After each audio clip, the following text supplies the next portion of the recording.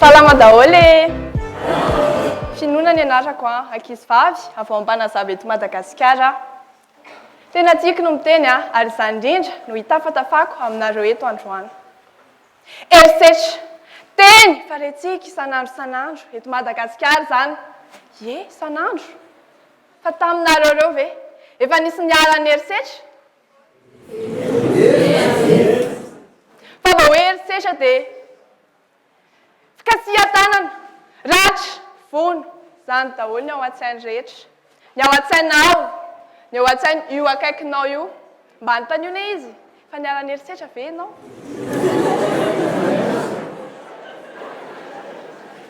Fa satria ve ireny no hita maso e? Fa satria ve ireny no atsapay-tanana, dia ireny no atao hoe erisetra? Ie, erisetra ireny, fa tsy izany ihany, ary diso izany. Teny mahery, etsiresiteny, fanambanina, hatramin'ny fitsikerana fitafiana. Tsy erisetra ve izany? Nioba, tabataba, latsalatsa, vazavaza. Firifiry ny ankizy vavy no miaritra an'izany. Firifiry izy ireo, no mangina, any ambadika any. Marary izy, tsy miteny izy, fa tsy erisetra ve ireny ozy izy nareo? Tsy tany masonareo ireny dia tsy erisetra? Io, ndratra, vono, ireny no hitanareo ny maso, dia ireny no atao hoe erisetra. Mivady, nalaina ve ireny mba ho ampitsaliana e? Natao hiaritra, fandrafiana, sa hoe fomba manambola amin'ny mampijaly vady? Ny tokantrano hoe fefiana, fialatsiny izany, ary azo ariana. Averiko ihany hoe fialatsiny izany, ary azo ariana.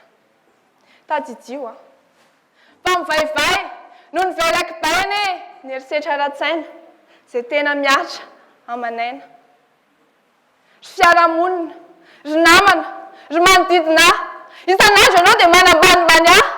Marary aho, fa tsy miteny, satria lazainao fa tsy erisetra ireny.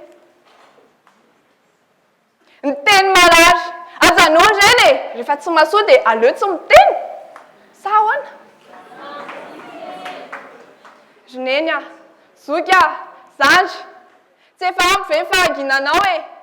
Hiteny sika manomboka izao. Aza manaiky le mena ara-tsaina, fandrao tsy voatra, sy alaina. Misaotra tompoko.